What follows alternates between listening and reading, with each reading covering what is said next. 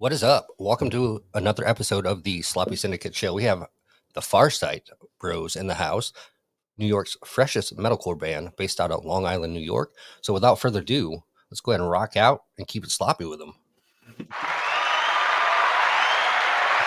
What is up? What's How going you on? doing? How you doing, man? It's a pleasure to have you in here. So we are streaming live on YouTube and Twitch. Folks, if you have any questions for the band Farsight, do not hesitate to throw them in the chat, and we will get the band to answer those if they're appropriate. So pleasure to have you guys on the show. Heard a lot about you. Had some big things with the Space Zebra show, Battle of the Bands, Unsigned Charts. You guys are just kind of all over the place. So welcome in. It's a pleasure to have you. Thank and you Thank you tell very us much. a little bit about Farsight. For the folks that may not know Farsight. And Babusi says, "Why y'all so handsome?" Tasty little snack. Thank you. So we formed a couple years back. We basically started off as a metalcore band. We spent a couple years writing our first EP, Exhume, and we were able to get a music video out. Right before we were about to release, we kind of were right in the middle of the whole COVID thing. So we dropped our music last year, just turned a year old, I think in April. We dropped that with a music video. 6 months later, we had our first show, debut headliner. We recorded a second music video there, and here we are. Awesome. And you guys are climbing the charts as well, consistently in the unsigned band charts with the Space Zebra show and Blackcraft label, or Blackcraft cult, excuse me. What's up, MBK Music Group? Thanks for popping in. Pleasure to have you in the house. And so you guys are just like, when I listen to the band, I'm just like, woo! Like I just bam, I'm ready to go. And it's for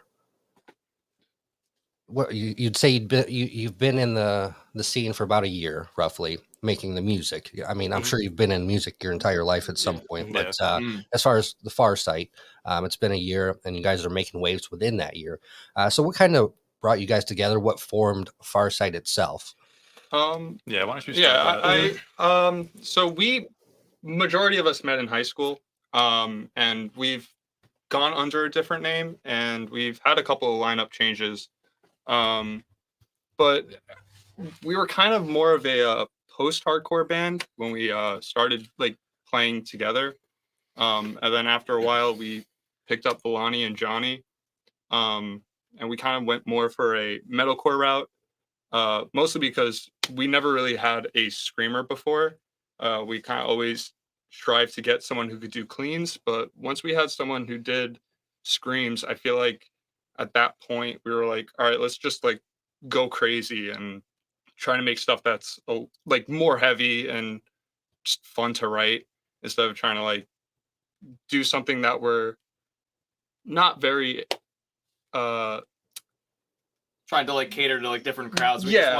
We've always been very heavy at heart. We just want to just dive in, do whatever we wanted to do, without having to please any different crowds, and just get as heavy as possible. Yeah, right. And there's so many subgenres now that I mean, it's kind of hard to keep up with, honestly. It's nice just to just do you, like you said. Hey, we're Farsight. We're gonna metalcore, love us or hate us, but so far everyone's loving you. So huge props on that. A ton of music, not a ton of music coming out from you guys, but you do have the record out now that came out a little while back, and you guys have some shows coming up as well. So tell us a little bit about that. So we got at Amityville Music Hall, we're playing with Moontooth and Cryptodira. That's going to be May 29th. So that's going to be a sick show. We're super excited for that. And then soon after, maybe like 2 weeks after, June 10th, we're going to be playing with Kiss and Candace at the Stereo Garden, also in Long Island. So we got 2 Long Island shows coming up, and hoping to do some other stuff outside of Long Island pretty soon. Awesome. Yeah. And so where are you at in the charts right now? What position? So on the Blackcraft charts, first week, we started at number 10. Okay. And then week 2, we got booted up to 5. So the vote happened last week, and we usually won't know where our placement is until about halfway through the week. I'm assuming tomorrow they're going to announce what our placement is for the next week, but we're not sure yet. So we went from 10 to 5, and then the rest is to come. And hopefully to number 1. So if you stay in the top 10 for, what is it, 10 weeks? I forget what 3 weeks. 3 weeks. You can possibly play Louder Than Life. So that's a huge opportunity right there. Yeah, in itself. So it's huge to see, Bobby and the guys over there given opportunities such as playing Louder Than Life, having Farsight from Long Island come down to, Louisville and rock out in front of thousands of fans just to kind of get you, that exposure. That's epic. So, absolutely. And I was super rude. I'm sorry, folks. I'm a little off today. I'm off every day, but it's all right. I didn't, go around and kind of introduce yourself, what you play. We probably should have started with that. So, I don't have the rewind button, so we'll, we'll start it here. So we got a little bit to know. We got to know Farsight a little bit, but let us know what you play, and we'll go from there. All right, let's go down the line. I'll start, and then we'll go this way. Yeah, sounds good. So I'm Anthony. I'm the vocalist. I do screams. I pretty much go by my last name all the time. Everyone calls me Villani. So if they refer to me as Villani, you know who we're talking about. So yeah. I'm Devin. I'm also twin brothers with Dylan.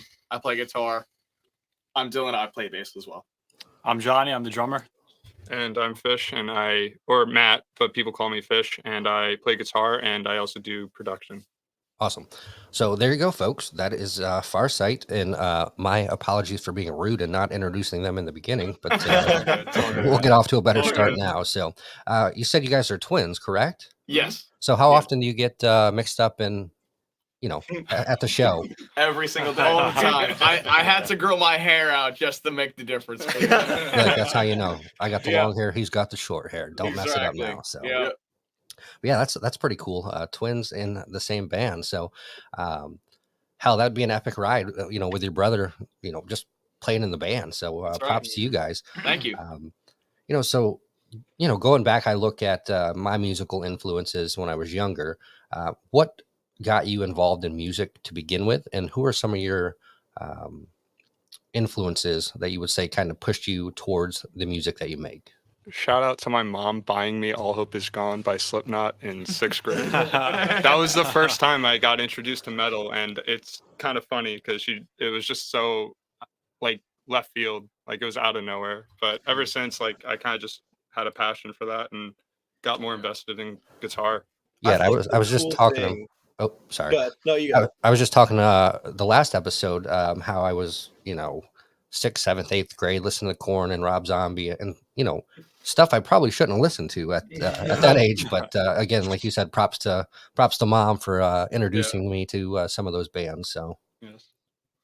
I was gonna say, I think the cool thing about our group is that as far as our musical background and things that we enjoy and things that we like to base our music off of, it's all very different from each person. I think we all grew up listening to different music, got into music in a different way, and now we all listen to very different music. We have our staples that we all come together on.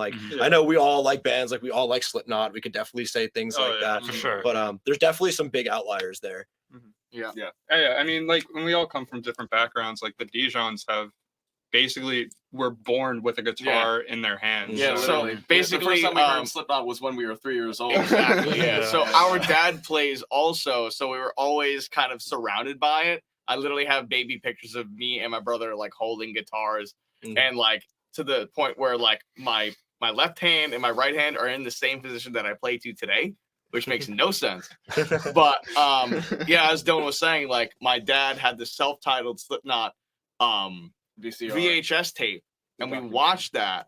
And my mom took it away because she was like, "Oh, there's too many bad words in it," and here we are now. So, right. But we've always played since we were kids and explored so many avenues of music besides metal, rock, blues, jazz, fusion, such, and definitely a lot more of metal. And it's just stuck so much more. I love doing it. Yeah, and it's just crazy to think.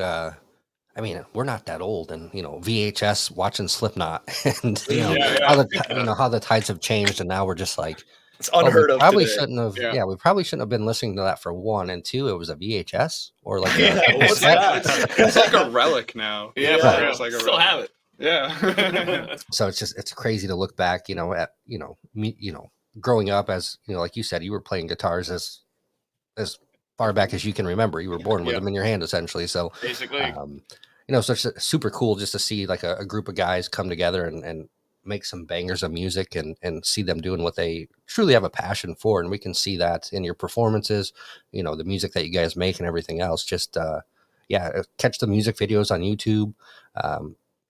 They rip it. Like Babusi said, these guys rip, and they certainly do. So thank you. And so I'm stoked to see, just being so young, a year into Farsight, what you guys are going to do in the future. And so if you could collab, actually, we were talking about Slipknot, so I'm going to add some fuel to the fire. So what about what would you think about a Slipknot MGK collab? Not that it would ever happen. It would never happen. But couldn't work. I think it'd be like, hey guys, because like make up and do a collab. MGK and Slipknot, I feel like, is something that the band has talked about a lot before. That's a topic that is not new to us. But we don't have to go into details, but I discuss that. I don't think it's gonna happen. I think it'd be interesting, but I don't think it's gonna happen. And what was that show back in the day? Celebrity Deathmatch. Yeah, put them in there. Like, put them versus MGK. Oh god, 9v1. Thompson, Travis Barker. MTV, if you're listening, there you go. There's a future episode for you. MGK. There you go. Celebrity Deathmatch. But and it sucks for me because I thoroughly. I mean, people are gonna hate on me. It is what it is. I love Slipknot and I enjoy. I wouldn't say I love MGK, but I enjoy some of his music. So, it sucks to see that, but it's a totally different world. And what was kind of cool back then is coming around, threefold again. So like emo music is starting to pop back up, become more popular, and so it's just kind of cool to see the way the world changes. And with you guys being in Long Island, New York, you guys had probably the toughest time out of anyone or any state as far as restriction wise. So how did that affect the band, or how did that push you guys forward? I'm assuming you guys probably had a lot of time to coop up and work on some music. So I think first of all, like the thing that has to be mentioned is like Farsight did not only change during that time, but the whole music scene just took a complete 180. We had one of my favorite venues on Long Island was Revolution in Amityville. And I had my first ever show there. I played my biggest shows there. I'd seen my favorite bands there. And that was really where the Long Island local scene was popping for all genres. During COVID, they ended up closing down, along with a lot of other venues. And for me, like that kind of threw off our plan a little bit. Because as of right now, it's very difficult to actually book shows around here. We live in a very populated area, and if I want to get a show, you're not getting a show 2 months in advance if you book it now. It's more like 6. You have to ask every venue if you want that Friday or Saturday slot with the right bands. You're booking far ahead, which was never really the case. Also for Farsight, we took a little bit of time off during the quarantine, but we also were still working at the same time. We did our little Discord meetings and things like that, and we were still writing. But it was tough. No one really knew what was going on, so we didn't know if we should be so comfortable just all meeting up and all acting as normal.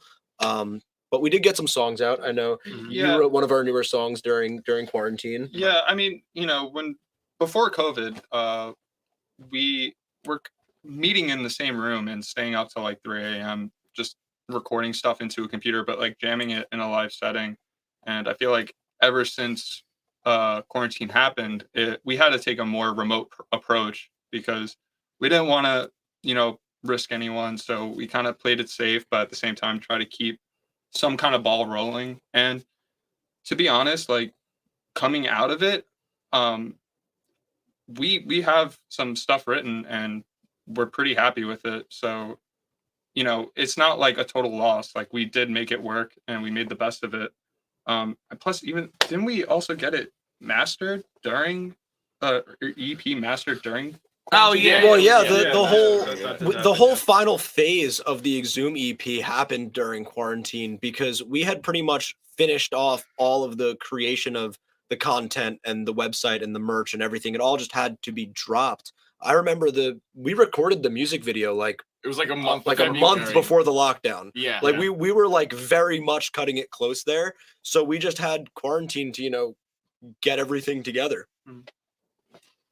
Yeah, and it as far as the scene, it's kind of in Florida, we were obviously a lot less restricted, but there were some venues around Orlando, smaller venues that again closed up shop, and Aaron says Rip Revolution. So yeah, we had some smaller venues down here that had closed up, but they're some of them are starting to slowly open back up, and like you said, everyone's trying to play now. So you're booking 3, 4, 5 months out just because of like we said, everyone wants to get the music out, everyone wants to play, and it kind of 2 years being locked up essentially has flooded the market. For everyone to kind of get out. So I mean, you gotta consider the Long Island music scene is huge. Like there's there's a lot of bands in a lot of genres, and I think the other thing that goes to be said about quarantine was it was a huge transitional period for music as well, because the bands that were not super serious or who were like kind of hanging by a thread,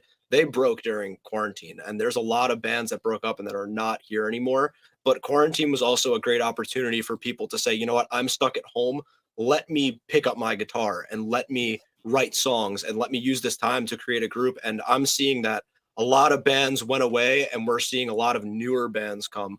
I book a lot of shows myself here on Long Island, and I've been hit up by a whole bunch of new bands who are like, hey, we're a brand new band, we want to play our show. So it's kind of cool. It's a shame, obviously, everything that happened, but to see that musicians are still coming out of it and there's still more new music and new groups and people are still kicking. Like the scene took a hit, but it did not kill us for sure. Right. Yeah, and I mean, Long Island is, well known for the music scene up there, kind of like Seattle's known for grunge and, so on and so forth, Nashville's country. So yeah, you guys have a huge scene up there, and I'm going to say it now. I will never go to New York. I went twice for the Macy's Thanksgiving Day Parade. And I'm like, get me the hell out of here. Yeah, you understand, New Yorkers don't even do that. Like we live in New York and we see that shit happen in New York City. And we're like, cool, I'm staying in my bed. You guys can go have fun. Right. After 2 times of that, I'm like, yeah, nope, there's too many damn people for me. So I will stay out of New York. But yeah, I'd love to like the underground scene in New York, has to be quite, eccentric and so many places up there, so maybe I'll venture up there when it's not, the Macy's Day Parade, but when I can walk around a little bit more and things like that. So and it's good to see, like you guys said, you worked on it through the quarantine, you focused on yourself and things like that. And, there's been a big push for mental health during the pandemic. And, it's good to see, bands that have, like you said, some of them have, broken up and are no longer a band, but some have, forged a new frontier, such as you guys, with the direction you're going. So it's definitely cool to see. Unfortunately, it took 2 years of grind and grit, you could say, before you could get out there. And now you're trying to book shows, and the shows are, a little bit limited because everyone's booking shows right now. So, but you guys have the huge opportunity. You guys are making waves throughout the the industry as far as online, and the online era is so crazy to think that I can be in Orlando and I can send you a clip and you can do the guitar to it. So I think technology has really advanced the opportunity, during this time for, folks to pursue music and do things with the music.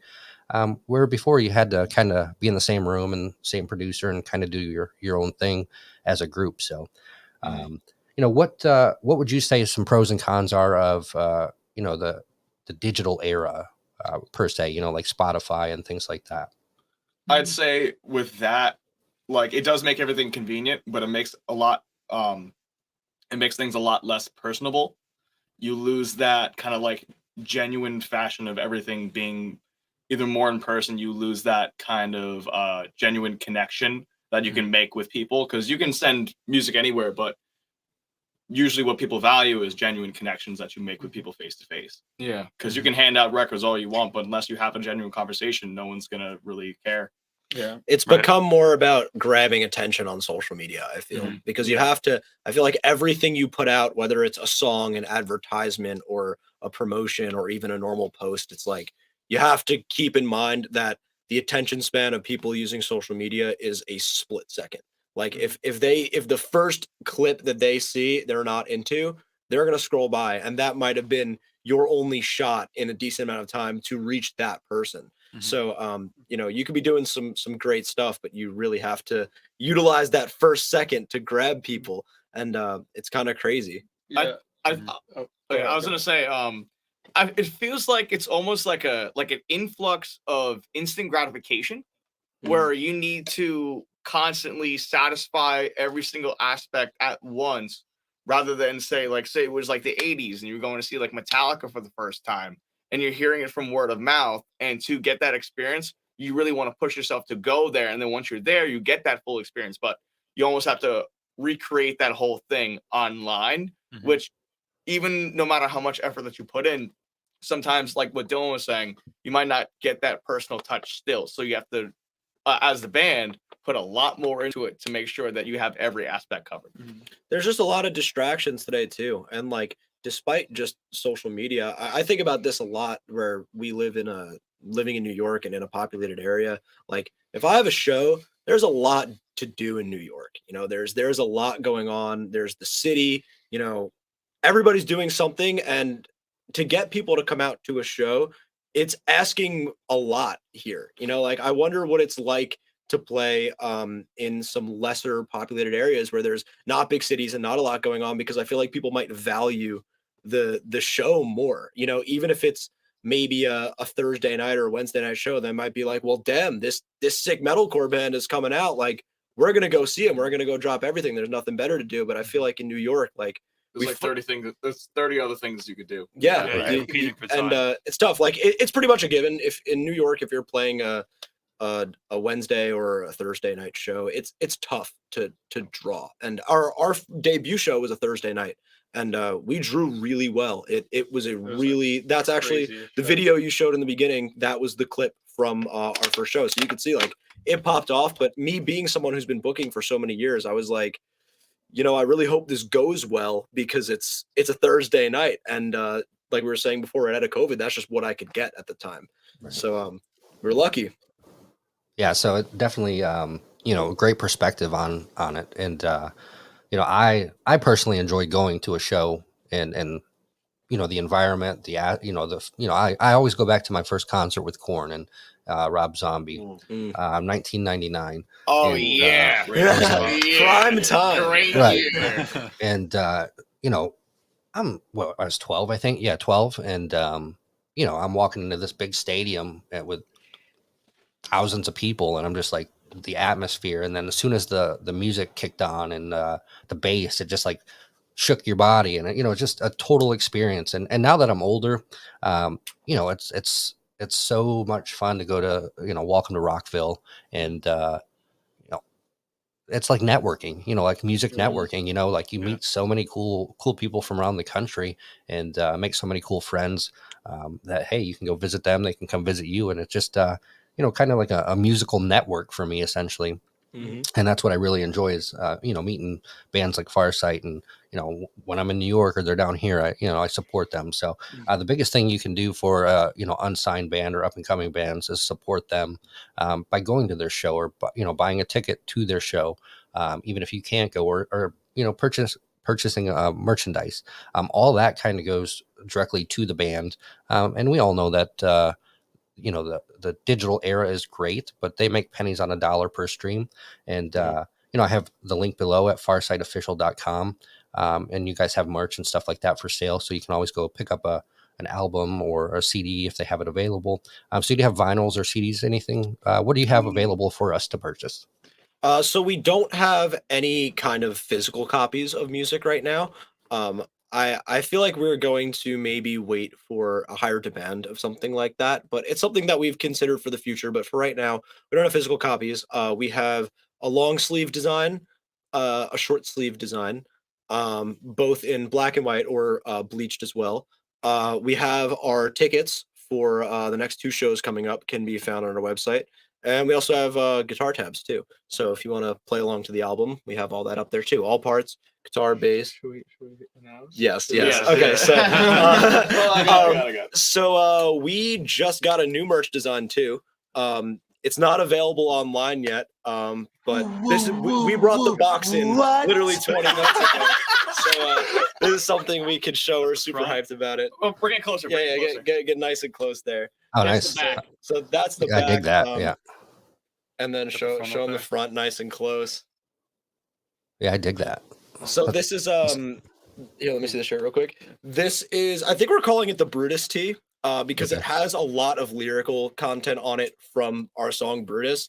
So you have on this side over here, it says Brutus, right? Low life, and then on the bottom, lyrics. So you killed your own and now you're all alone. So that's basically where this whole shirt came from. All right, I'm gonna have to pick one up. I like the design. Yeah, we got you. I love Awesome, the man. new. We also have a new put that back logo there. too, and it's just kind of like been killing it. Like Okay. I love the first one, but the new when we one's got kinda the redesign That on was it, nasty. we were like, we need to go more that's it. deathcore looking. I feel like it's cool that we have 2 logos because Farsight really has 2 sides. Like we're not a straight up like metalcore band really, and we're definitely not a hardcore band, but we float somewhere in the metalcore realm, you know. Mhm. And depending on which Farsight song you're listening to, or which atmosphere you catch us in, we might be that heavier Farsight, or we might be that like true metalcore Farsight. So we have the different logos to show that as well.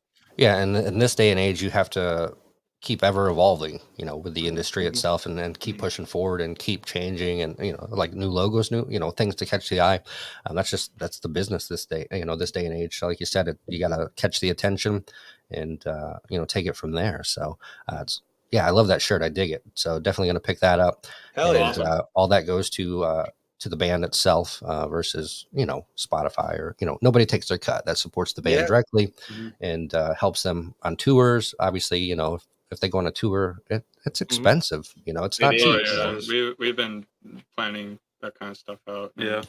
Like if you got to rent a van, if you don't have a van, then a trailer, and just even the East, even if you went like New York, PA, New Hampshire, kind of East Coast, it's still gonna, Yeah. you guys know how much it costs. But Oh yeah, I mean, we saw the van prices were like, It's crazy. It's crazy. Pack that car to the brim. and I'm gonna call the horse and buggy, like, hey.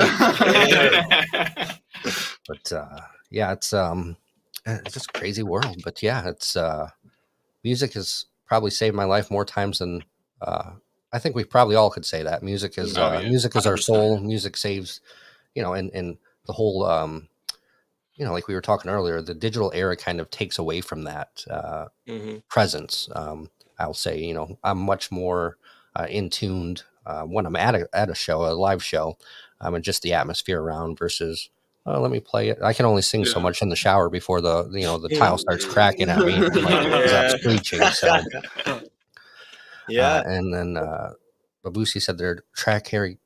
I'm probably going to butcher this. Hari Curry definitely had some hardcore vibes too, for sure. My favorite track by them. Yeah, definitely. That's Harakiri. That's definitely our most hardcore drive track, I feel.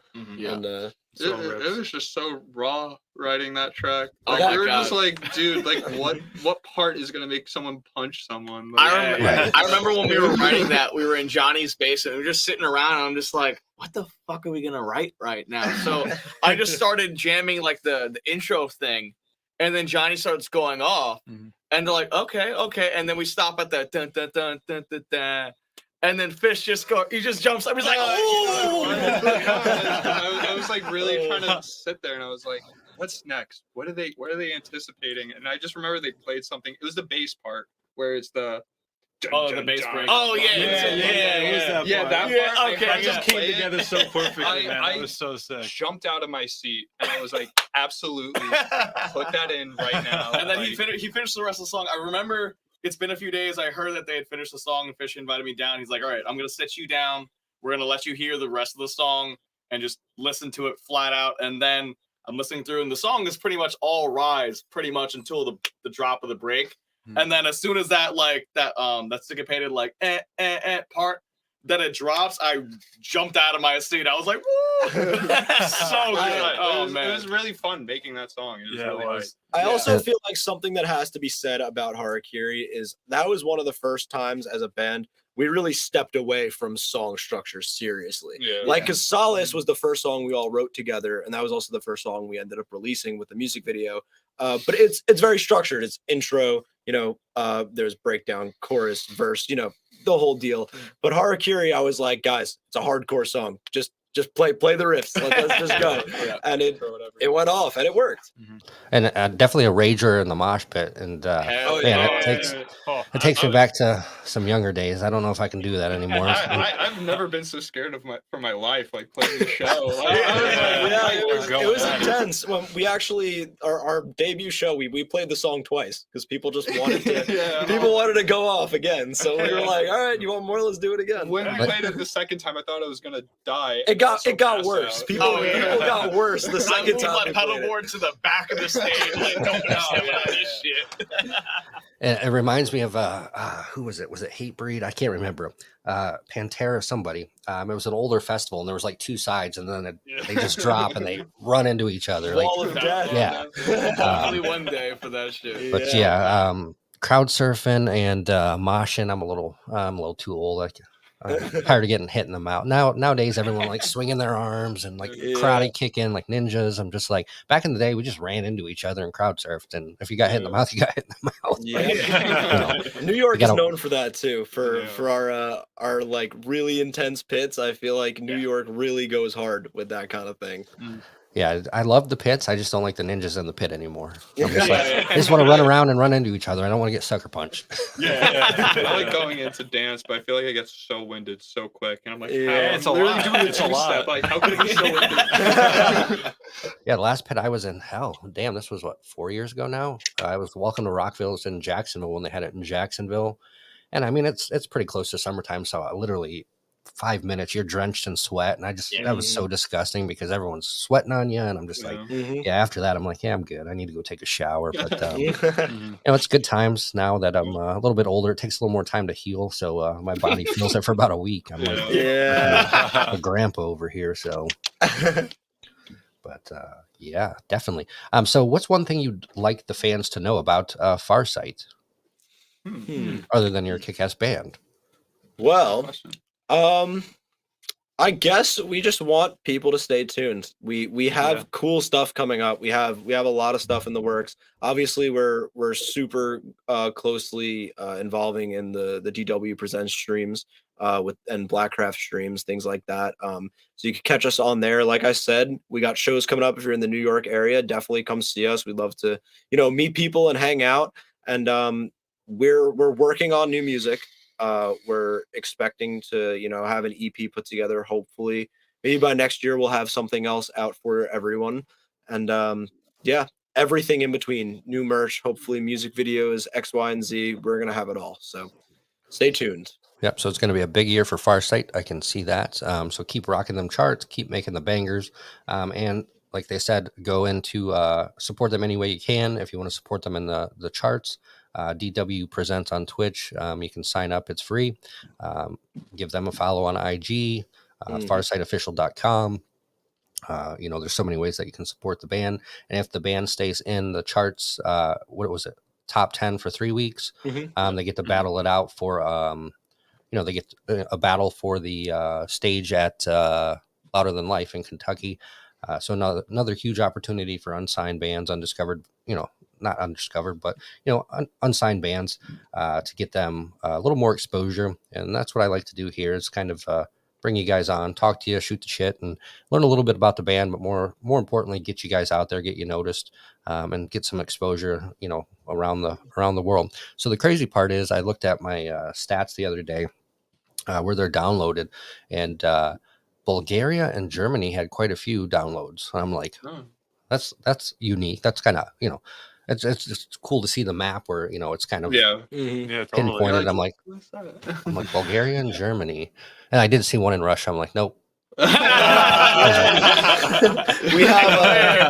have the same thing on like the Spotify stats where you can see all the different countries where people are listening from. And I have a friend in Sweden, so it's usually just US #1, obviously, and then Sweden #2, because him and all his friends listen to Farsight. And there's just random stuff. We have listeners in Russia too, which I feel you on that. Like, we had a couple people out of there, and a whole bunch of random countries. I'm curious to how these people discovered us. Yeah, it's like the coolest thing.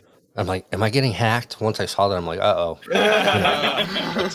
With all the current events going on, we won't get into that. That's a whole other story that I will not touch. But so I was like, oh man. But it's been a pleasure having you guys on the show.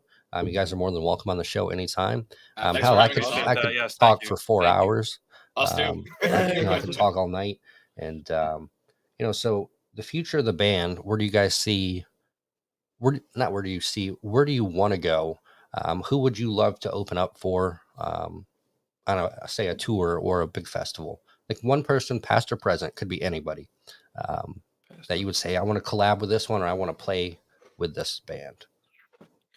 It's a hard question because past president made it way we're all gonna have different answers too. And that's the cool part about it. So it's like, why don't we go around here? You want to start? No, I gotta think about this. Yeah, me too. I have to think about that. I'm ready. All right, you go then. All What right. do you got? I'd say is this for where we want to be, or just where we would like to be? Just who you want to play with. Oh, well, I mean, we all collectively love the band Spirit Box. Huge inspiration for us. North Lane, Architects, those are definitely a lot of our vibe. And even like, if I had to get a little bit more niche with it, I would say Vane. And Alpha Wolf. Alpha Wolf, yes. Alpha Wolf. I love Alpha Wolf. Yeah. See, and call me crazy. I have yet to listen to Spirit Box, but you are you were probably the 30th person that said you got to check them out. They're really good stuff. It's very dynamic, and it's at first, at least for the new album, because a lot of the older stuff is very heavy. The new album is almost a little bit like weird getting used to because it is so dynamic, but it is really nice to digest because it's not so heavy all the time and it's not so clean all the time. It kind of ebb and flows through the album, and it really is a great musical journey, I think. I think something I wanted to actually point out too is they're really experimenting with the synthesizers and metal. And I mean, I'm a big Doom Eternal guy, and I love Mick Gordon's production, and I love the way that he takes synths and kind of augments guitar tones with like different synthesizers. And it's great hearing all these bands like trying that approach, because I feel like it really does open up the sonic quality of metalcore in general. It's no longer like 2000s, like, oh, it's just open palm music, it really is developing, like whether you think so or not. I really feel like it's developing. And seeing all those bands doing it, it's something that I've been experimenting with too, and it really does just open a lot of doors where you can take your production. It's almost like making hip hop, almost like you're kind of you're using samples, you're using 808s. Like 808s on like 7-string guitars is probably the most disgusting thing I've ever heard in my life. It's definitely the sauce. It's definitely cool to see different approaches and people trying different things. And in fact, I think before I went to bed last night, I was reading, I think it was Nick Carter, which I'm not a fan of Nick Carter, by the way. But anyway, I was reading an article. They put the headphones on the drums, like 2 sets of headphones instead of the microphone. And like they said it came out pretty rad. So we'll see in the future what it, if they bring it out. But that's cool. I was just, people are trying crazy things, and sometimes it works and sometimes not so much. But I've been neglecting the chat. So what's up, Russ? Thanks for joining us. Vato, Amrit, Nick, thanks for coming in. If you have any questions, don't hesitate, throw them in the chat, and we'll get Farsight to answer some questions, and that helps me where I don't have to talk as much. I'm sure you guys are tired of hearing me talk. So, let's get to know Farsight a little bit more. So, yeah, like you said, definitely very unique things going on in the music industry as far as, synthesizers. And I've as a kid, I've always loved the voice box. It's probably not the correct terminology, but with the pipe where they, the tube. Talk box. Talk box. And I just always loved that when I was a kid, like, the classic rock, and they do it, and, the with the guitar riffs and everything else. It just, I don't know. That was something I always liked as a kid, but so. It's just important to have aspects of your music that set you apart. Like I love music that's different. I love metalcore, but I hate copy paste metalcore. There are so many bands who it's like, it sounds great, but I've heard it a million times. And it doesn't take a lot to throw some spice and some flavor into your music. And it goes such a long way. Like, I know all I want for Farsight is to be different. I don't want to be told that I fit into one genre or that I sound just like this band. I want us to be different. And that's what I look for in other bands. And I tend to be super picky when I listen to music because I want that bonus, that spice, that something where I'm like, wow, I haven't caught that yet. I haven't seen that before. I feel like that's what I'm always after. I think the biggest thing that drove us when we were writing a lot of the Farsight was exactly that, because we were trying to chase that itch and hearing the type of music that we wanted to listen to, and then we were like, let's just do it ourselves and just chase that sound, chase that tone or that feeling of a sound in a metalcore song that we'd want to hear. See, and I, I have a bad habit of doing exactly what you said, is, categorizing a band, not based by genre, but I'm like, oh yeah, I get a little bit of, Slipknot and a little bit of Korn, I kind of, it's not fair to the band that I do that. And I've kind of caught myself to be like, hey, so tell us, who do you sound like, or what do you sound like? So, I kind of caught myself and I quit doing that because it's, one, not fair to you guys. Like, oh yeah, you kind of sound like a mix of this and that. So it's always great to be unique and let the band evolve and be who they want to be and not compare them to, whoever they sound like. But I mean, in the grand scheme of things, like, I feel like people kind of pick up music because they admire an artist and they want to be that artist. And over time, like, you grow as a musician and you latch on to other musicians, and that ultimately becomes your representation. It's not so much like you're copying them, but like, you hear like melodies or like the chords they choose, and it kind of just becomes part of your playing and your vocabulary. Like, it really is like a whole language, like writing music. Yeah, but you don't want to be compared to, I don't want to speak for you guys, but like, if I'm, I don't want to be like, oh, you sound just like this band, but I get what you're saying as well. It's always, it's a slippery slope when you kind of, especially me when I'm interviewing the band. Influences. It's cool to see a band and be like, oh, I can totally like hear the influence from this band, but it can be a little different of a thing than being like, oh, that's just like that band, Right. Fair assumption. Yeah, definitely. I agree with that. So you opened my eyes. You taught me something tonight. So look at that. But surprise. You guys are playing a song for us that you didn't know. No, I'm just playing. But yeah, so it's been a pleasure having you guys on the show. We are 45 minutes in, and let's see if I missed anyone in the chat. Nope. All right, no questions. So we're going to wrap it up tonight, folks. And it's been a pleasure having Farsight on. You can check them out at farsightofficial.com. And any final words from Farsight? Stream our EP on Spotify, Apple Music, Google Play, all the shabazz, and buy some merch and follow us on Twitter. Or not Twitter. We don't have Not Twitter. Don't follow us on Twitter. We do not touch Twitter. Follow us on Instagram, and you'll probably see when the new merch drops, and you can pick yourself up a shirt. And if you're in the New York area, definitely pick up some tickets to our shows. They're going to be popping off, playing with some amazing bands. You really don't want to miss it. Yep. And also, even if you're not, support them. Come get to know us too. Don't be afraid. Message us on social media. Let's make friends. If you're a musician, if you just like our music, if you want to freaking chat it up, we're down. Meet us at the show. We just want to know you guys. Absolutely. That's what the music is all about, coming together. So until next time, folks, keep it sloppy, and we'll see you again. Absolutely. Nah, man. Thank you, Thank Thank you for having you. us.